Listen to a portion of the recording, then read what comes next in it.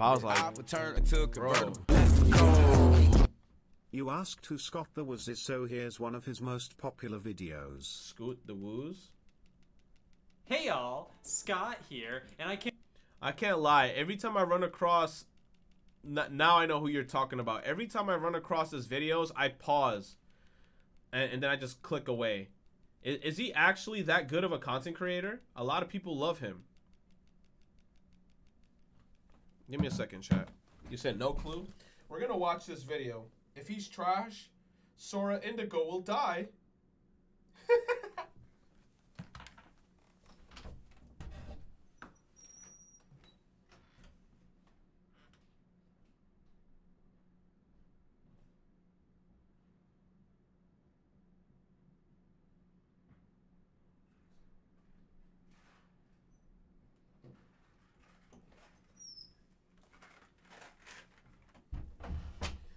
I'm on the X. I'm on the codeine. I'm on the X. I'm on the codeine. I'm on the X. I'm on the codeine. can't wait to finally head to this game controller issues meeting I just found out about. Yeah, sure, that pretty bad. Whoa, my hands are doing this. And it wouldn't be possible without the overlooked messiah of all video games, the controller. The pathway between you and the world within the screen. A game controller needs to house all the necessary input methods for games in its era, while also being incredibly transparent. It's best when it just melts into your hands and you don't have to think about where the B button is. It's just all second nature. However, the road to where we are now has been a rocky one. We've gone from to even.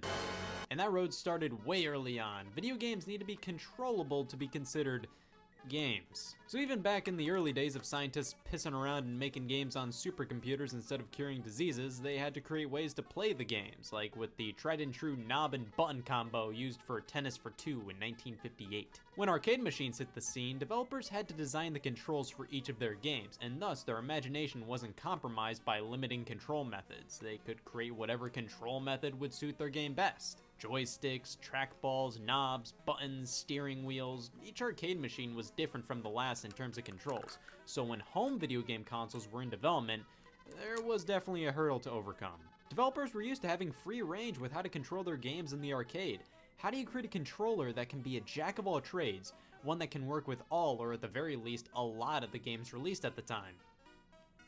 Atari said, "F it," and gave us a button and a stick. The Atari 2600 was the first major success in terms of home video game consoles with interchangeable cartridges. The first video game console ever, 1972's Magnavox Odyssey, sure did have a controller alright. The Fairchild Channel F predated the 2600 by a year, releasing in 1976, and has you holding a Snickers bar to control games. But the Atari 2600's joystick is definitely what the general public sees as the first video game controller, and definitely one of the most iconic. While its simplicity made many games harder to convert to the system, it's undeniable it played a key role in its success. No matter who you are, you look at this thing and say, yeah, that makes sense. How could you possibly screw this up? It's a giant red button and a rod. Anybody who's anybody knows what that's about. When you look back at video game successes in the early days, it's apparent that success came with controls that were easy enough for the general consumer to understand.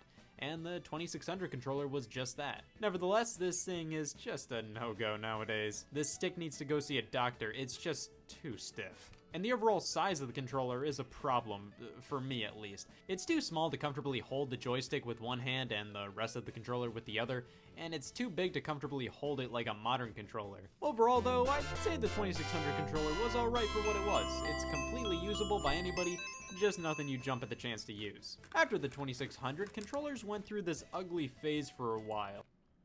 You said times 2? 1.5. And it was all because a controller designer went home for the weekend, looked at his phone, and said, "I'm drunk." Why? Yeah, the Intellivision, ColecoVision, even Atari themselves with the Atari 5200 all followed the hot trend of putting a number pad on the controller. Let me ask you this, in what dimension do games this simple need more than 9 buttons? Many games came with overlays to put on the controller so you know what each button does, but that just kind of forces you to constantly look at the controller to know what to press with or without the overlays. In my opinion, that's when a controller fails, when you have to look away from the game to figure out what the hell you're supposed to press. Well, after all that flopped, we then make our way to the Nintendo Entertainment System, a true innovation for controllers, breaking away from the joystick to form something that was more compact and easier to hold. The Vectrex in 1982 had a similar form factor for its controller, but the NES introduced something huge. Now I know, first thing many people probably probably said when they saw this cross on the controller was pump the brake speed racer. Nobody puts religion in my dig dug. But this cross design called the D-pad made the controller way more comfortable to use with just your thumb. Nintendo used the D-pad beforehand on one of their Game & Watch handhelds, and precursors to it appeared elsewhere, but the NES shot the D-pad into the mainstream, and with that, the joystick was old news. Many consider this guy to have aged poorly, and while I do somewhat agree, I think it's still alright to use. My main problem is the D-pad itself is a bit uncomfortable after long play sessions, but I love the feel of the buttons, just so clicky and satisfying to just go to town on. This is where the term button mashing was born. I see a lot of people say the sharp corners really dig into their hands, but I've never personally had an issue with them. However, the sharpness was criticized even back in the day, so Nintendo responded with some alternatives. The NES Advantage is the controller you'd never let your daughter go to prom with. This thing is a hulking beast that's powered by 2 whole controller ports. You can flip a switch to alternate between player 1 and 2 for games like Super Mario Bros. Where you alternate turns. There's turbo buttons with knobs which allow you to have rapid fire on A and B. That's cool. And don't forget the state-of-the-art slow motion feature, which was just simply the game constantly pausing and unpausing itself. That meant for games that featured anything on the screen when paused, they just looked off. Regardless, the NES Advantage is a beaut of a controller. I think this thing is really slick. It just feels so sturdy, and there's something so satisfying about pressing these huge buttons. But what if you're not into overcompensating? Well, the NES Max may be for you, featuring a new grippable design, the turbo buttons of the Advantage alongside something called the Cycloid, a bit of a precursor to the 3DS Circle Pad. It's much easier to grip thanks to these new thighs, but the Cycloid really isn't a replacement for the D-pad in my opinion. Now, with the introduction of the NES Top Loader, Nintendo redesigned the standard NES controller, nicknamed the Dogbone. This thing was so close to being the perfect NES controller. The rounded edges, the nicer feeling D-pad, but they just had to angle the A and B buttons so only a lobster could hold it correctly. It just doesn't feel right. Nobody's hand normally rests like this on a controller. It's just uncomfortable. Well, since the original NES controller worked, many simply tried to copy it. The Sega Master System and TurboGrafx 16 controllers, while different in some ways, were basically just I didn't even know about those. Of the NES controller. Atari decided to barge into the party with their 7800 controller, and I'm pretty sure everybody stared at them until they released this instead. Only in Europe, though. In the US, we were treated to this, and over there they got this. Lucky them. Of course, Sega had to do something different with the Sega Master System's follow-up, so they brought out this 3-buttoned hunk. Anybody else ever realize just how big the Sega Genesis controller really is? Like, whoa. This guy has some meat on its bones, but weirdly enough, it only has the same amount of buttons as the NES controller. Like, it doesn't have a select button, so even though it has 3 face buttons, they both have 4 in total. That led to problems down the line when fighting games were coming over, which required more buttons, so Sega crammed some more in with the introduction of the 6-button controllers. Shove your hand between the couch cushions and you'll find various Sega Genesis controllers, each different from the last. Like, Sega released so many Genesis controller variants, it's crazy. They're all different in terms of design, button placement, D-pads, it's ridiculous. I interrupt your regularly scheduled me with an emergency report by me. Controllers made by other companies, not the console manufacturers themselves, are running rampant, and most are up to no good. This is the third-party controller watch list. Our mission statement is to bring more awareness to shit. Here we have the TAC-50 joystick for your local Sega Genesis system. It falls in line with the rest of the, I guess if that's what you want sort of thing, controllers. It's not bad, but it doesn't necessarily work well with the vast majority of the Sega Genesis library. It does have these suction cups on its base, which makes it harder to move around on a coffee table. Mad And it also looks pretty good on a windshield. I remember a lot of those. Fine and good, but the 3 Like way back, I remember when I bought one of those controllers from GameStop, like Mad Catz, and it had like a turbo button on the controller. And I played Metroid Prime. I think I was playing Metroid Prime 2 when I got one of those controllers. When I turned on the turbo button and pressed like the regular blaster button, my God, I was shooting at like 1,000,000 bullets a second. I basically was like God in the beginning of the game with that with the turbo button enabled. Button one is the classic, the one my mind immediately shoots to when Genesis is on the mind, and it's a solid controller in its own right. It may be a bit bulky, but it feels good. However, it was completely outdone by the makers of Chibi Robo Ziplash. The SNES controller is magnificent. It may not be my favorite of all time, but it does so much so right. The buttons are lined up in this beautiful way where it's so comfortable to use your thumb to press the Y button with the rest of it resting on B, ready to use at a moment's notice. Excellent for games like Super Mario World or Mega Man X. Shoulder buttons came swinging in L and R, with all buttons in the D-pad feeling exquisite. Couple that with a rounded shape, and this is something that dreams are made of. Weirdly enough, with the release of the Super Nintendo Classic Edition in 2017, Nintendo re-released a new version of the controller with a less glossy, rougher type of plastic for the controller shell. And I gotta say, I actually prefer the new release. It feels a bit better in my opinion. Atari, just go home. The Atari Jaguar brought back the classic number pad. I'm sure they looked at Sega combating Nintendo by adding more buttons to their controller and shrieked, "Yep, that's the next big craze. More than 12 buttons. The kids will love us." Next up, the original PlayStation came to be due to a failed partnership between Sony and Nintendo, which would focus on a CD add-on for the SNES. After that bust, Sony created their own console based on their knowledge from working with Nintendo, which is pretty obvious looking at the controller. I sometimes forget how similar the PlayStation and SNES controllers are. I mean, fundamentally, the only main differences are the D-pad, 2 sets of shoulder buttons, and thighs. That's it. However, the PlayStation controller finally became a man with the DualShock. Look at the size of these things. This redesign features meteor triggers, a rumble feature, and dual analog sticks. The rumble and analog. The DualShock changed everything, bro. It changed everything. Once they put those big ass, delicious looking knobs. The analogs. were obviously responses to the Nintendo 64's controller, which came before it, and we'll get to that in due time. But the DualShock made dual sticks a standard. It also introduced clicking down on the sticks as an additional button input, which, can I say something here? R1, L1, R2, L2. These are shoulder buttons. It makes sense they're numbered like this. Why are these called R3 and L3? Anyways, I love the feel of the analog sticks. They're so smooth and the texture works so well. But what if the DualShock just isn't doing anything for you, and you hate happiness? Here's the Nintendo 64 controller. Oh, terrible. This came out after the original PlayStation controller and before the I can't lie, as a kid, I got by with the controller, but looking back on it, man, that joystick was bad. Also, in Mario Party, that shit gave me a bunch of blisters on my wrist because I was trying to win the tug-of-war minigames. And man, we can bark about this controller all we want, but gotta admit, this thing was innovative in so many ways. Yeah, it was innovative. I agree. Control stick, camera control, 4-player multiplayer being standard on the console, even the trigger on the back, give your finger a cock and BAM! This was a huge leap forward for the industry, yes, but answer me this.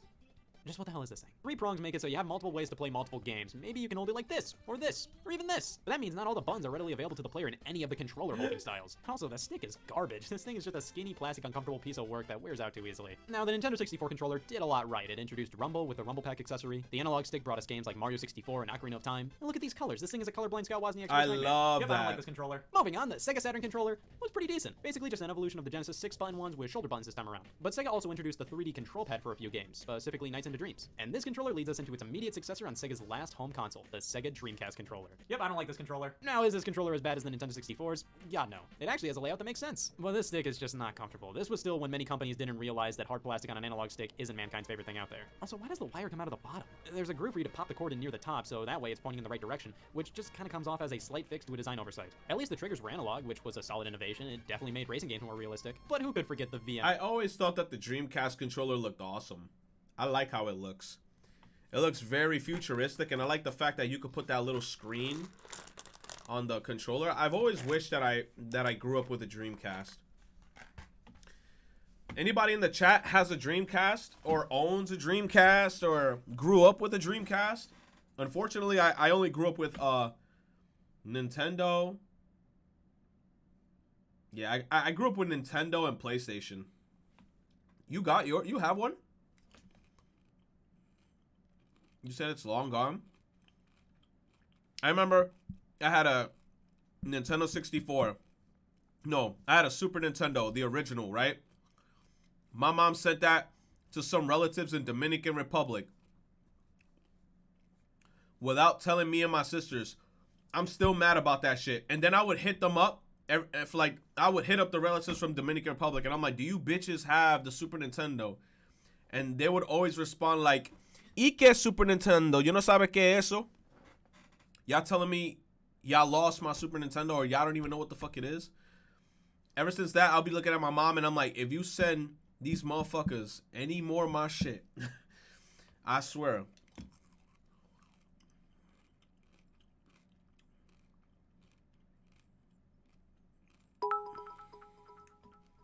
Mm-hmm. If you had Spanish parents, they always sent you shit to drive. Yeah, it's a DR. I hate that shit, man.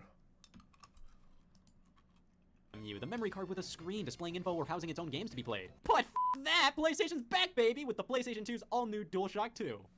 This is the same controller, except the face buttons are now analog, which is dumb. Why do you need the triangle button to be pressure sensitive?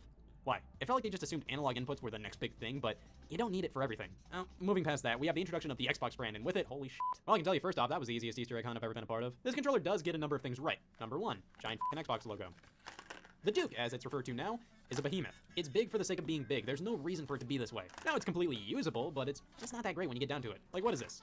Seriously. Also, the dual sticks just feel weird. Like, the left one has a large concave area, and the right one has a much smaller area, which honestly feels like it's convex. God, I need a shower. Microsoft designed a smaller controller for the Japanese market that made its way over to the States later down the line, and this is much more reasonable. I can actually get behind this one. It just feels much better. Everything actually makes sense this time. After Nintendo wouldn't stop laughing for 5 years straight, they really cleaned up their act with the GameCube controller. This thing is pure... Hands down, one of the best controllers, in my honest opinion. That GameCube controller is so fucking good, man.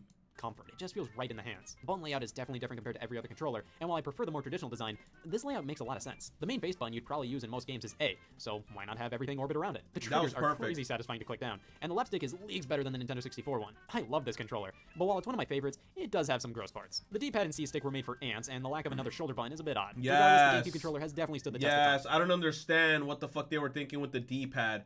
the D-pad was only used to taunt and fucking what's his name? Smash Brothers. I've never seen any other video game with the GameCube that was like this was usable. Like, what was usable for this thing? And the C stick was not that bad. I feel like the D-pad was weird. Have some gross parts. The D-pad and C-stick were made for ants, and the lack of another shoulder button is a bit odd. Regardless, the GameCube controller has definitely stood the test of time. These pesky wires, man. What is this, the year 2000? That's where the WaveBird comes in, a wireless video Yo, the WaveBird! To transmit the wireless signal. Yo, the WaveBird. I swear to God, you were a cool kid in school if you had a WaveBird. Back in my time,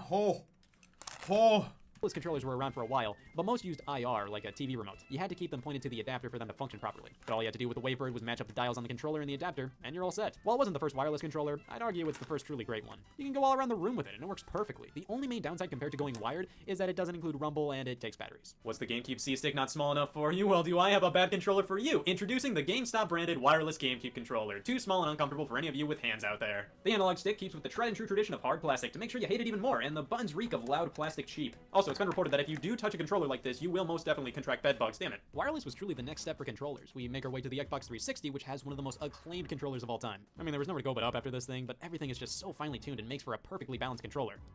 Minus the D-pad. Microsoft later released 360 controllers with this transforming D-pad where you can have it like a traditional one or go back to this garbage. Personally, I have no clue why you'd want anything other than the more traditional D-pad, but I don't care, this thing is fun to twiddle with. Next up, the PS3 controller. Jesus Christ, guys, it's been over 10 years at this point. Yo, Scott the Waz. Stop shitting on PlayStation's controller.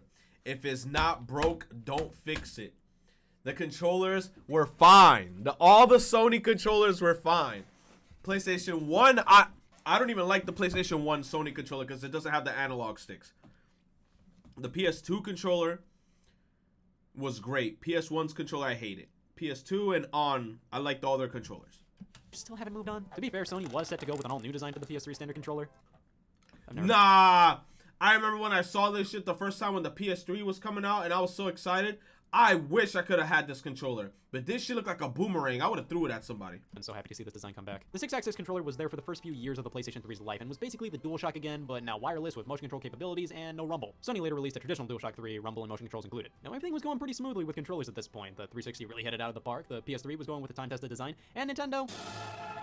Yeah, the PS3 controller may have had some motion controls, but the Wii Remote Fallout embraced them. There are definitely things I love and hate about this controller. When it works, it really works. When it doesn't work, it really doesn't work. We only have a D-pad on the remote with a few buttons on the front and a trigger on the back. It may seem limiting, but the controller was smartly designed to be usable in a multitude of ways. Like a TV remote, on its side like an old school NES controller with the nunchuck. That shit is bringing me back. Every time I see the nunchuck and the controller, like hand in hand together like this, I always think of Zelda Twilight Princess. I put so much hours into that game when I got that shit. Attachment that actually gives you a stick, or inside a countless supply of plastic shit. I really admire how creative they got with uses for the Wii Remote, but I'm not gonna lie and say this thing is a great controller. The sideways control method isn't my favorite. I'm just not a huge fan of this D-pad or these buttons. And like I said, the motion controls are definitely hit and miss. However, Nintendo did release the Wii Motion Plus add-on and the Wii Remote Plus to enhance the motion capabilities, and I gotta say with these, I'd say the Wii Remote is pretty alright. Motion is pretty accurate now, and when used properly, it can be a really fun controller. But if you're more into the traditional side of things, might I suggest the Wii Classic controllers. They plug into the bottom just like the nunchuck, and man, I forgot how decent these things really were. The original is quite derivative of a Super Nintendo controller, but includes some modern additions like two sticks that are way too close together, and buttons I like to refer to as you call these triggers. There's also this mystery button on the top, which correct me if I'm wrong, but I don't think this was ever used and still don't know what use it was ever going to have. The original Classic controller was great for retro games, but a bit lackluster for more modern ones. So let's flip that around. Here's the Classic Controller Pro. It's much more akin to the PlayStation 2 controller and is great for some of the more hardcore Wii games out there. Nintendo then put the Wii Remote in Photoshop, gave it a little of this, a little of that, pops a screen in the middle, and blam, Wii U Gamepad. It gets a bad rap. It's huge, unnecessary, and punky. Listen, I'm with you on a lot of that. However, I found this controller to be wildly comfortable to use. The grips are nice, and all the buttons and sticks are large and feel great. The problem is,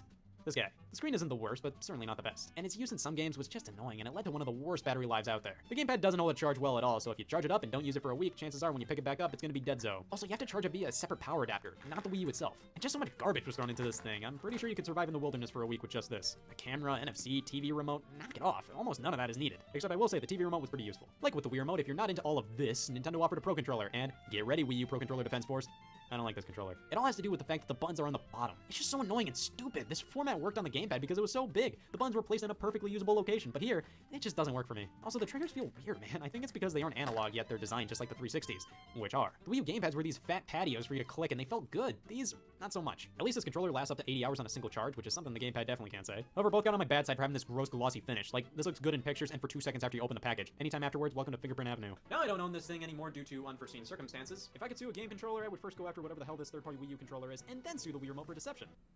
But I do remember everything about it and how it was the definition of everything a falsely advertised product was. This controller was trying to scam people into thinking it was a Wii U Pro controller. However, it turns out it was fundamentally just a Wii Remote and Wii Classic controller all in one. Now, the idea of having a standard controller with the capabilities of a Wii Remote and Classic controller all in one is great. The problem was this controller was terrible at everything it did. The build quality was cheapo, the buttons felt like mashed potatoes. The only reason why anybody gave this controller any attention was the fact that there was a Super Nintendo and Super Famicom color scheme available.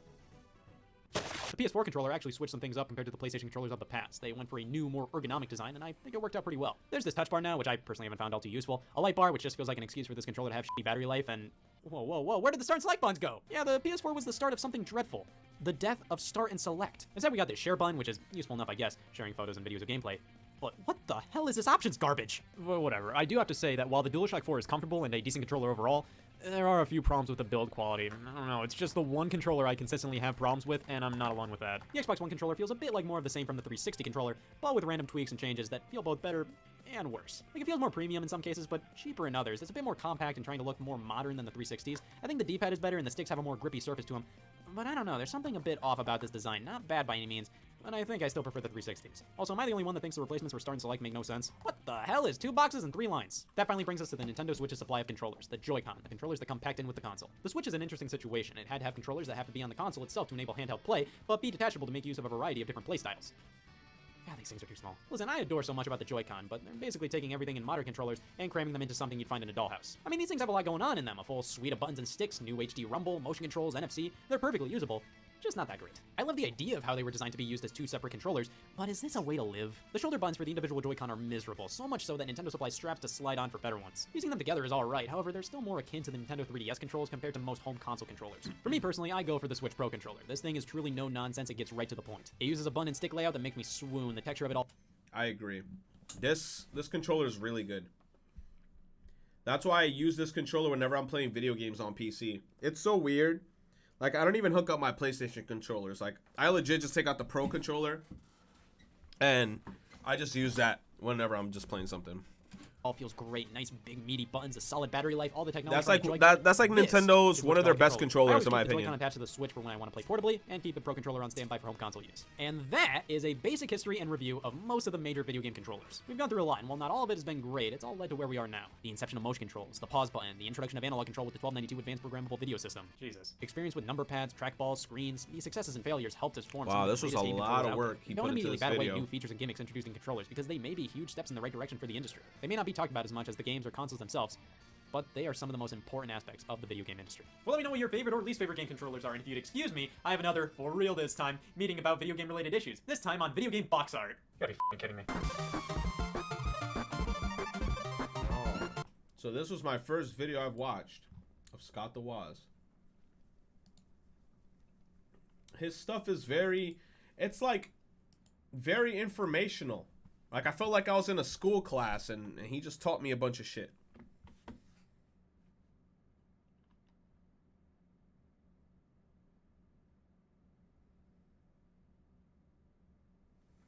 You say he likes it? Time for the exam? Yeah, I'm gonna subscribe to him. Hopefully there's more stuff that comes out.